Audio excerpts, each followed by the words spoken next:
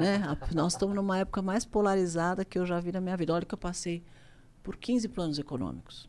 Eu vi hiperinflação, vi confisco, vi cada coisa surreal. Vi mudar o nome da moeda 3 vezes, vi tirar 3 vezes, tirar 3 reais.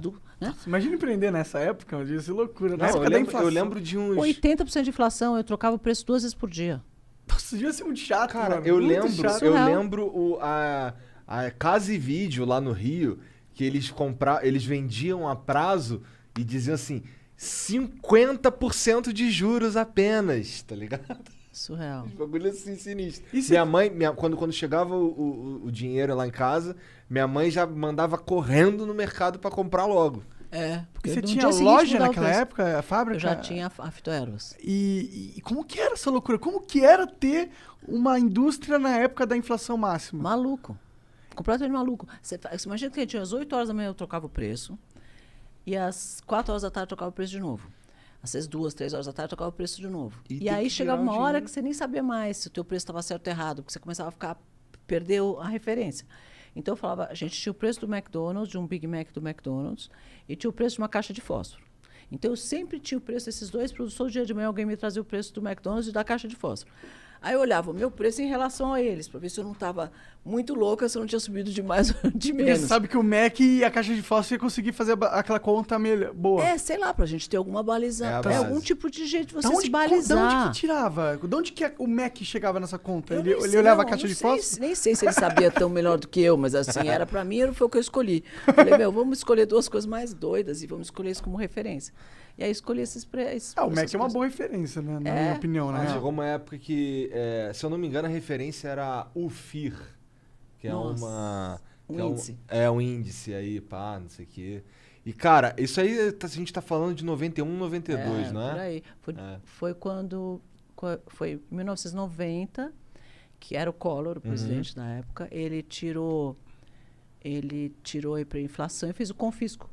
Que foi, pra mim, essa foi a coisa mais louca que eu vi. Assim, espero nunca viver um negócio mais louco que nem esse. Imagina você acordar de manhã e você ter 50 reais na conta da empresa e da pessoa física. E eles tiraram o dinheiro das pessoas na poupança também.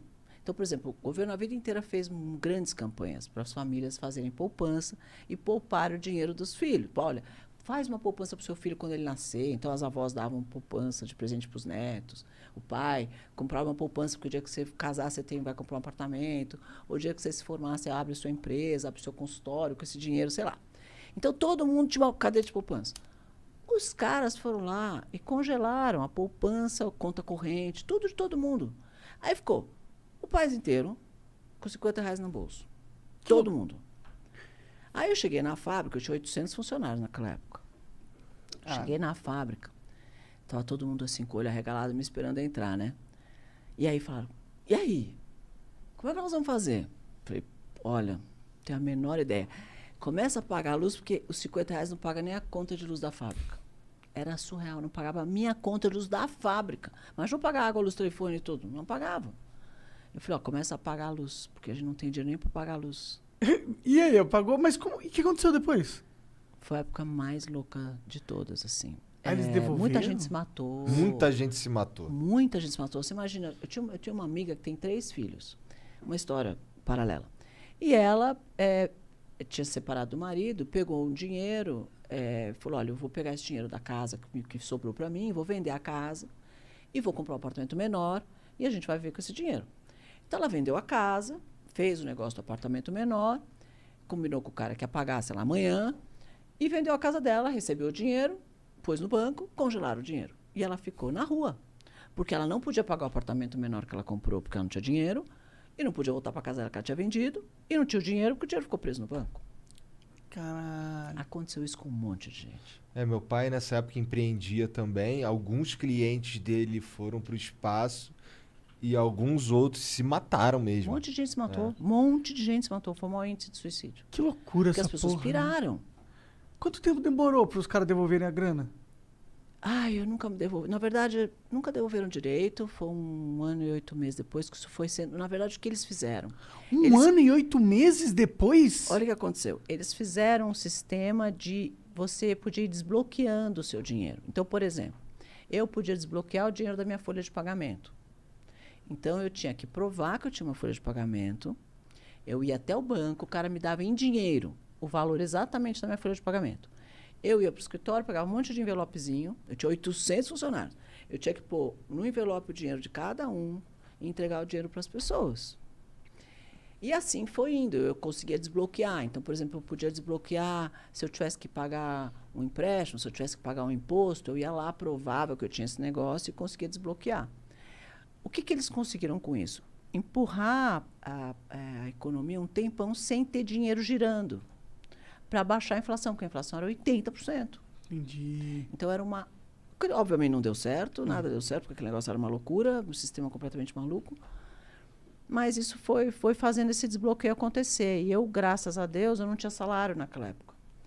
Então, eu inventei um salário. Falei, olha, eu vou falar que eu ganhava, sei lá, 5 mil reais, 50 mil, sei lá quanto era.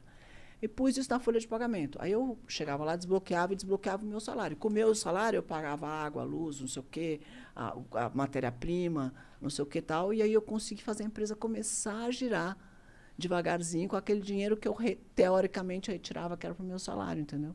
E aí eu fui pondo no giro da empresa para fazer a empresa continuar a andar. Cara, porque senão eu pagava os funcionários, mas não tinha o que fazer, porque não tinha mão de obra, não tinha matéria-prima. Mas tinha demanda para a empresa naquela época com essa situação? Tinha, porque o supermercado sempre existe, certo? É claro. Sim. Você Nem na pega... pandemia pararam. Né? Você pega o seu salário, você vai no supermercado comprar comida. Então, Sim. você tinha que comprar shampoo. Eu fabricava shampoo, você tem que comprar shampoo. Verdade. Aí, como eu na época, não entendia muito de financeiro, nunca fui muito bom, uma dentista que não sabe fazer a conta, eu aplicava todo o dinheiro que eu tinha na época da hiperinflação em estoque de matéria-prima. Olha que louco. E eu tinha muita matéria-prima em estoque. Então, eu tinha matéria-prima para fazer produto. Isso era Então, uma eu dúvida que eu fabriquei tinha. produtos, e aí eu vendia no mercado, que na época as multinacionais estavam todas bloqueadas, não conseguiam fabricar nada, travou geral. E eu chegava no mercado e falava, vocês querem shampoo? Eu tenho. E o cara falava, ai, graças a Deus, apareceu um fornecedor de shampoo, porque parou um monte de gente de fabricar. Entendi. Porque deu um nó geral na economia geral, assim, pior que essa coisa da pandemia. Aí eu chegava no mercado e oferecia o meu shampoo e os caras compravam. Então, você chegava no mercado, parecia que eu era líder de mercado. Você só via assim, fitoervas gigantes assim na gôndola. E as pessoas experimentavam, começaram a usar. O produto realmente era bom, porque era natural e tal. Caralho, a Márcia que vem pro bem, né? Sempre a gente tem uma boa história para contar de uma crise. Né? Pode ter certeza que muita gente tem história boa para contar da pandemia. Sim, né? mas a nossa história foi boa. Foi Tá uma história boa. Todo mundo... Pode fazer essa pergunta aqui no seu podcast. Se você fala, você tem uma história boa para contar da pandemia? Todo mundo vai ter uma história boa para contar. Porque a gente aprende, né, a fazer algumas coisas, aprende algumas coisas, observa umas oportunidades, aprende a fazer coisas diferentes. É meio que uma vida funciona, né? Você não precisa de dificuldade. Você aprende. Deus não fez isso por acaso, não. Mas, naquele momento, aconteceu isso, né? Virou uma experimentação de marca tremenda. Para mim, foi uma oportunidade de negócio. Eu cresci muito naquela época e depois que as outras marcas começaram a entrar, eu já tinha meu mercado ali. Já tinha apresentado ao grande público a fitoervas. E aí cresceu bastante nessa época. Que interessante, olha lá. A empresa cresceu. Foi assim, eu fui desbloqueando meu dinheiro como se fosse pro meu salário, pondo dinheiro no giro da empresa, e a empresa andou. Maneiro, cara. A maioria das pessoas teria só... Ai, deixa pra lá, cara. Deixa pra lá. Tem gente que se mataria. E tem gente que se mata. Uma coisa que eu tava esperando pra te perguntar era o que você fazia com a grana na hiperinflação. Que assim, você mudava o preço do teu shampoo porque o dinheiro valia menos durante o mesmo dia. Então o que tu fazia era pegar o dinheiro e comprar matéria-prima. Fazia. Eu não mandava ir correndo no supermercado comprar, porque o produto, se era o jeito de você comprar mais barato. Porque se você fosse comprar daqui um dia, era 20% a mais, no outro dia era 20% a mais, no outro dia era 20% a mais. Então, você tinha que comprar rápido qualquer coisa. E o que eu fazia? Comprar matéria-prima, embalagem. E falava, bom, o que eu vendo? Não é shampoo? Esse não é meu dinheiro. Então, eu vou ter que fabricar mais dinheiro. O que eu faço com o dinheiro que não vale nada? Compro estoque. E fui comprando estoque de matéria-prima. E aí o dinheiro ficava nisso. E muita gente, na época e as multinacionais faziam isso, investiam aplicando no que eles chamam de overnight, que era uma coisa que rendia, né, o dinheiro. Era como se fosse uma aplicação financeira que rendia todos os dias, toda noite. Então, você aplicando no overnight e ganhando dinheiro com dinheiro mesmo. Na bolsa de valores, vai. E eu não, eu aplicava em matéria-prima, porque aquele negócio era muito complicado, esse negócio de overnight virava, mudava, a taxa mudava, a inflação mudava, e mudava o negócio. Eu falei, meu Deus, tô perdendo dinheiro. Eu falei, quer saber? O meu dinheiro é fazer shampoo, que eu sei fazer isso que eu ganho dinheiro. Então, eu vou comprar matéria-prima tanto de embalagem. Então, quando aconteceu esse bloqueio, que ninguém tinha estoque, eu tinha. E foi assim que eu Muito acertei. foda. Estava na ponta certa, na hora certa. Às vezes Que da hora. acontece. Às vezes acontece, a gente acerta. Às vezes a gente acerta. Às vezes tem um golpezinho de sorte aí que ajuda também. Ah, ou não, né? Eu falo que eu tenho muita sorte na vida, mas que a sorte sempre me achou trabalhando, né? Ah, sim. É. Sim. Você tem que estar lá esperto, que aí acontece a sorte. Não adianta tu ficar em casa de bobeirão lá, só esperando ver se vai dar alguma coisa, que não vai, tá? Não adianta ficar pedindo a Deus e não fazer nada, né? Sim. Deus Pô, ajuda, mas né? muito legal. Eu sempre quis saber de alguém que era empresária naquela época, porque é uma das épocas que todo mundo fala, nossa, na época de inflação era horrível, mas eu não vivi realmente, nem sei quantos anos eu tinha. Então, é legal ver, e você tinha 800 funcionários, tá ligado? Era uma grande empresa. Você tava nascendo nessa época aí. Sim.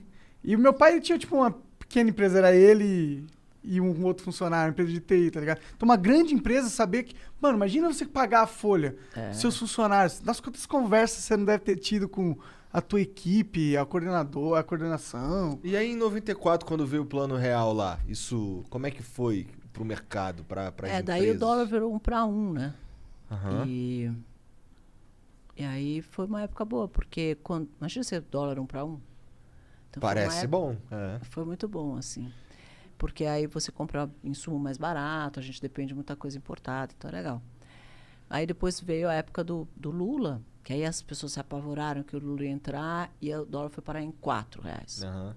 Então foi uma época bastante difícil, porque o real não valia nada. Então a gente vai vivendo esses altos e baixos do Brasil. Tamo nessa, Que de hoje a alto e gente baixo tá no... até hoje, né? Tá no baixo, né? O dólar tá o quê? 5,30? 5,30. Mais ou menos, Tá parecendo que tá só nos baixos ultimamente, né? Cadê os altos? As pessoas vão ter que se unir, porque se elas não se unirem, a gente vai apanhar muito. Porque é um tiro no pé 24 horas por dia. todo dia. Pois é, né? A gente tá meio que no mesmo barco afundando, né? Lentamente. Não, e parece que eu dou tiro no teu pé, você dá no meu, eu dou no meu mesmo, aí você dá no seu próprio. E Sem assim querer, vamos. todos E assim sofrendo, vamos. né? Ainda...